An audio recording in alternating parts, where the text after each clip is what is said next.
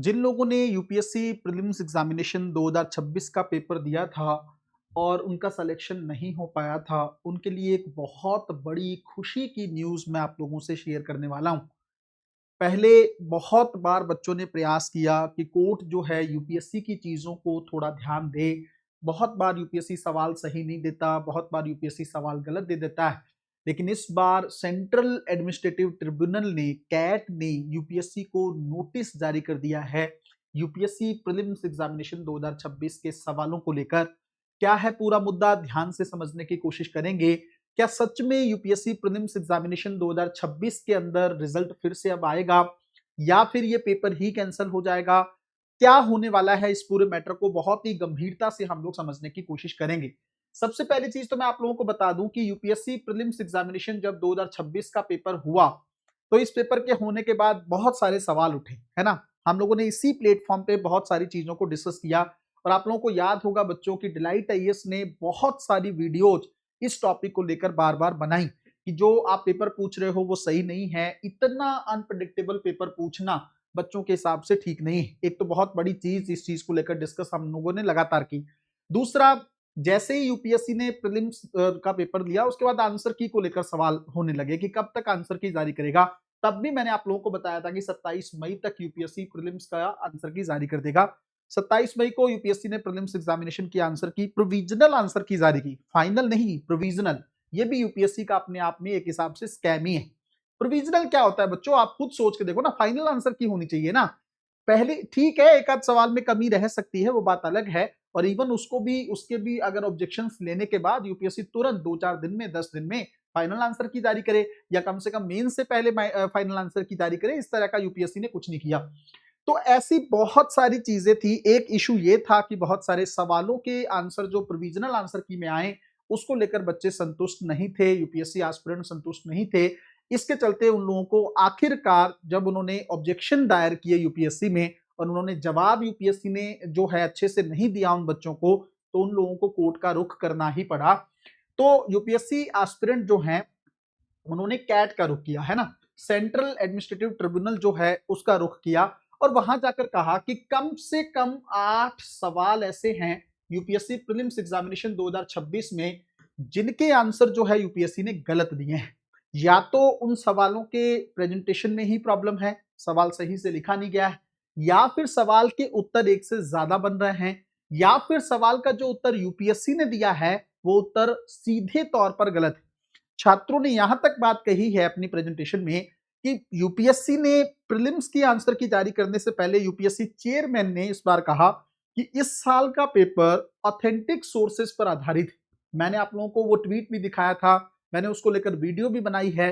कुछ दिन पहले भी मैंने यूपीएससी चेयरमैन को लेकर वीडियो बनाई जिसमें मैंने कहा कि वो बात कहने के बाद वो कहां गायब हो गए।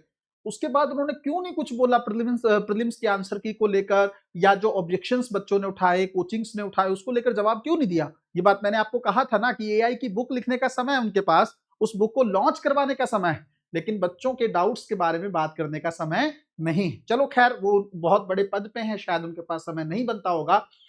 तो यूपीएससी चेयरमैन ने कहा ऑथेंटिक सोर्स से जो है हमने आंसर दिए हैं।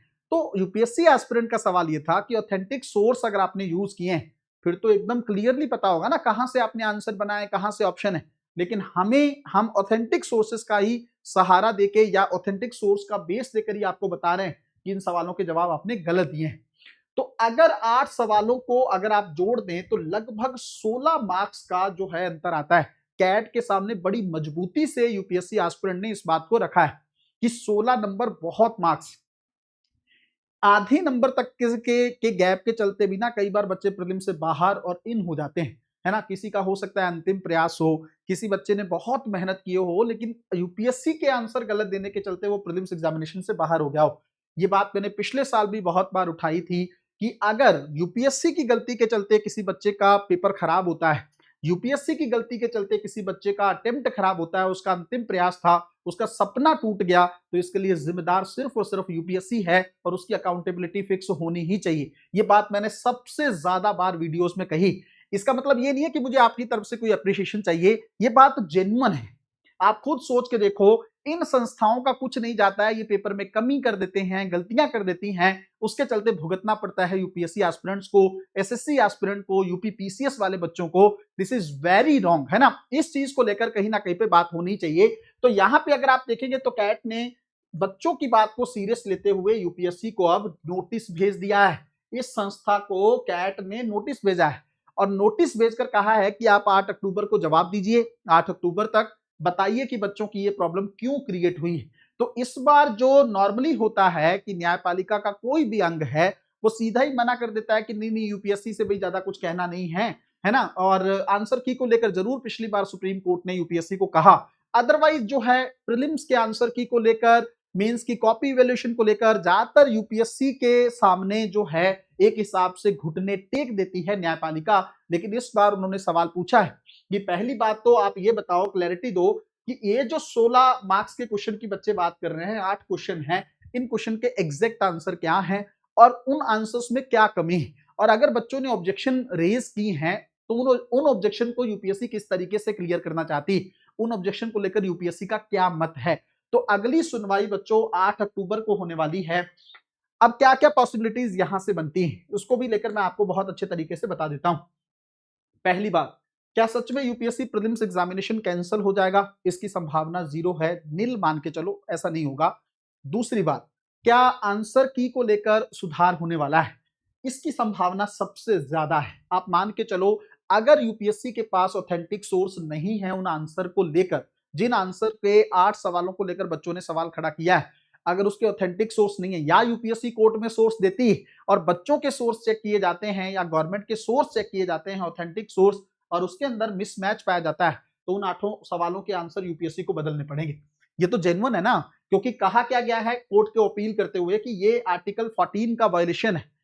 अनुच्छेद 14 कानून के समक्ष समता की बात करता है, समानता की बात करता है। हमारा समानता का राइट कहां गया भाई? आप खुद सोच के देखो ना, जिन बच्चों ने मेहनत की, पेपर दिया, इतने कठिन एग्जाम में जो है क्वालिफाई करने के करीब पहुंचे और यूपीएससी ने सवाल को गलत दे दिया, आंसर देके गलत आंसर देकर उसको प्रीलिम्स एग्जामिनेशन से बाहर कर दिया, तो समानता पे तो सवाल खड़ा होता ही है कि यहाँ पे वायलेशन हो रहा है सीधे तौर पर आर्टिकल 14 का। तो ऐसी सिचुएशन में यूपीएससी या तो क्लैरिटी दे दे, बता दे उन 8 क्वेश्चन के आंसर क्या है, या फिर यूपीएससी अगर नहीं क्लैरिटी दे पाती तो उसका सॉल्यूशन दे। सॉल्यूशन ये है प्रोविजनल आंसर की में सुधार किया जाए और फाइनल आंसर की जारी करते हुए बच्चों का रिजल्ट दोबारा से डिक्लेयर किया जाए। यही हो सकता है ना, क्यों नहीं हो सकता? कोई यूपीएससी एक ऐसी संस्था थोड़ी है कि तानाशाह के रूप में काम करे।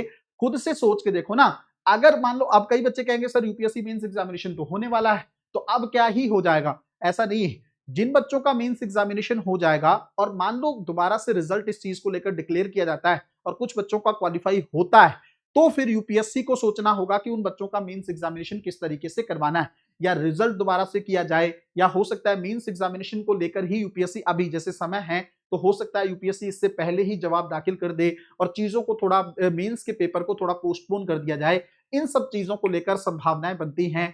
अगर कोई भी अपडेट आती है तो सबसे पहले डिलाइट आईएएस पर मैं आप लोगों के साथ शेयर करूंगा। जैसे आज की अपडेट को हम लोग डिस्कस कर रहे हैं, आप लोगों को डिलाइट आईएएस के टेलीग्राम चैनल को ज्वाइन कर लेना है, उसका लिंक डिस्क्रिप्शन में भी दिया हुआ है और इस वीडियो के कमेंट में पहला कमेंट आपको दिख जाएगा पिंड वीडियो के तौर पर, है ना, पिंड कमेंट के तौर पर, उससे आप लोगों को टेलीग्राम चैनल ज्वाइन कर लेना है। यूपीएससी को लेकर सरकार ने कुछ नोट्स जारी किए हैं, सरकार किस तरीके से फ्री में यूपीएससी की तैयारी करवाना चाहती है, उन सारी चीजों को लेकर अपडेट्स जो हैं, यूपीएससी को लेकर सरकार की तरफ से जो स्कॉलरशिप जो है दी जाती है, उन सारी चीजों को लेकर मैं सारी अपडेट्स टेलीग्राम पर भेजता रहता हूं। अगर आप चाहते हैं कि आपको वो अपडेट्स मिलती रहें, तुरंत डिलाइट आईएएस के टेलीग्राम चैनल को ज्वाइन कर लें, वीडियो को लाइक कर देना। अगर आपको लगे कि इसमें एनर्जी और बहुत अच्छी न्यूज आपको मिली तो डिलाइट आईएएस को शेयर करना आप लोग मत भूलिएगा। मिलते हैं अगली वीडियो में, तब तक अपना ध्यान रखिए, अपनी पढ़ाई को बहुत अच्छे तरीके से करते रहें। बहुत बहुत धन्यवाद।